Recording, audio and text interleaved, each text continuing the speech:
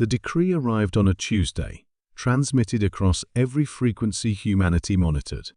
Ambassador Elena Vasquez stood in the United Earth Assembly Hall, reading the Council's judgment with barely contained rage. The holographic seal of the Galactic Council, 7 interlocked rings, representing the dominant species, pulsed ominously as she spoke the words that would change everything. By unanimous decision of the Galactic Council, the human species is hereby declared unfit for civilized space. Effective immediately, all human settlements beyond the Sol system are to be abandoned. Humanity has 72 hours to withdraw to their birth system or face extermination. The silence in the assembly was deafening. 300 years of careful diplomacy, of proving their worth as traders, explorers, and reluctant warriors, had been swept away in a single vote. The official charges were laughably thin: excessive territorial expansion, disregard for established hierarchies, and most damning of all, dangerous adaptability. Director Marcus Kane, of Earth's Strategic Defense Initiative, rose from his seat, his scarred face bearing the marks of a dozen frontier conflicts. "They fear us," he said simply. "Not our weapons, not our numbers, but our refusal to accept limitation. Every species in the Council has found their niche and stayed there. We keep evolving." The Council had made their decision based on humanity's rapid expansion across the galaxy's rim. In just 3 centuries, humans had colonized over 400 worlds, adapted to environments that killed other species, and consistently outperformed expectations in every field from terraforming to warfare. What the Council saw as dangerous unpredictability, humanity saw as survival. Admiral Sarah Chen, recently returned from the Vega expedition, stepped forward. "The withdrawal order assumes we'll comply, that we'll tuck our tails between our legs and slink back to Earth like beaten dogs." Her voice carried the authority of someone who had stared down hostile aliens in the depths of space. "I propose we send a different message entirely." Within hours of the decree, humanity's response began. Instead of the expected retreat, human colonies across the galaxy went dark, not abandoned, but hidden. Advanced stealth technologies, developed in secret for decades, shrouded entire worlds from Council sensors. The Exodus ships that departed human worlds carried only essential personnel and civilians, while the real population vanished into carefully prepared underground cities and orbital habitats. The Council's verification fleets arrived to find empty settlements and abandoned infrastructure.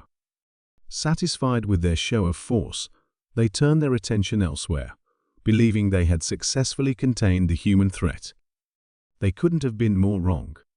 In the depths of the Kepler Nebula, humanity was transforming. Free from the Council's restrictive treaties and oversight, human ingenuity exploded into directions that had been forbidden for centuries. Genetic enhancement programs created soldiers who could survive in hard vacuum. Quantum manipulation research yielded faster-than-light communication that operated outside known physics. Most importantly, human scientists cracked the secret of rapid evolution, not just biological, but technological and social. Dr. Yuki Tanaka, leading the Genesis project, watched as the first batch of enhanced humans emerged from their adaptation chambers. "The Council called us dangerously adaptable," she mused to her colleague.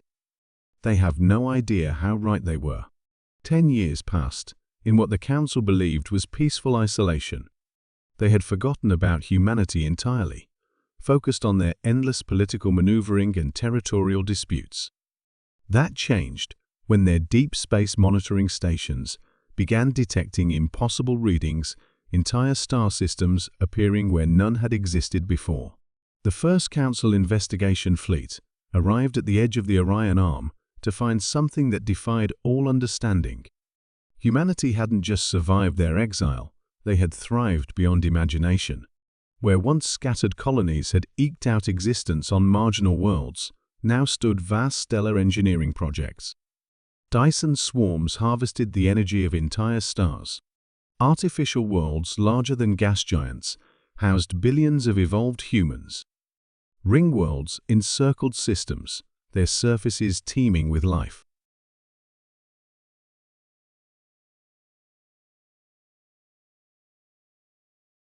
Captain Zethkri, of the Council's survey vessel Hierarchy's Pride, stared at the impossible vista before him. By the void, how many of them are there? His science officer's tentacles quivered with anxiety as she studied the readings. Captain, our sensors are detecting massive population centers across 17 systems. The energy signatures suggest a civilization far more advanced than our records indicated. The answer came in the form of a transmission that reached every Council world simultaneously. Elena Vasquez, now considerably older but radiating fierce confidence, appeared on every screen in Council space. Behind her, a view of a massive orbital city filled the background, its sleek spires stretching toward engineered stars. "Members of the Galactic Council," she began, her voice carrying across light years.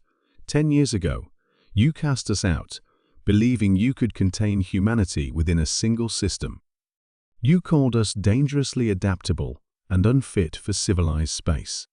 She smiled, and it was not a pleasant expression. You were right about one thing: we are dangerous. But not because we refuse to accept our place. Because we refuse to accept your place above us. The transmission shifted to show vast fleets of ships, unlike anything in Council databases. Sleek vessels that seemed to bend space around them. Weapons that crackled with barely contained stellar energy. And most terrifying of all, beings that had once been human, but were now something far more. The Council's greatest mistake, Elena continued, was believing that exile was punishment.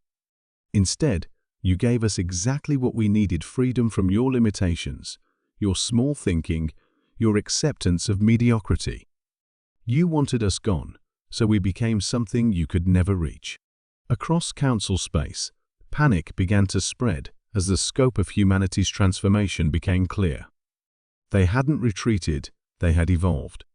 The species that had been judged unfit for civilized space had created a civilization that dwarfed the Council's greatest achievements. High Councillor Mordoon convened an emergency session, his compound eyes wide with fear. How do we respond to this? He asked the assembled representatives. The answer came not from the Council chambers, but from space itself. Human ships began appearing at the edge of every major Council system, not attacking, but simply present. A reminder of the new reality. Elena's final words echoed across the galaxy. The age of the Council's dominance is over. Humanity has moved beyond your reach, beyond your understanding, beyond your control. We didn't retreat to Sol, we expanded beyond the need for your approval. The galaxy is vast enough for all of us, but the rules have changed. We are no longer asking permission to exist. The transmission ended, leaving the Council to confront a terrifying truth. They had exiled humanity to prevent their rise to dominance, and in doing so, had created exactly what they feared most: a species that had transcended the limitations they themselves had accepted. In the depths of space, human civilization continued its relentless expansion, no longer bound by the fears and prejudices of those who had cast them out. They had chosen domination.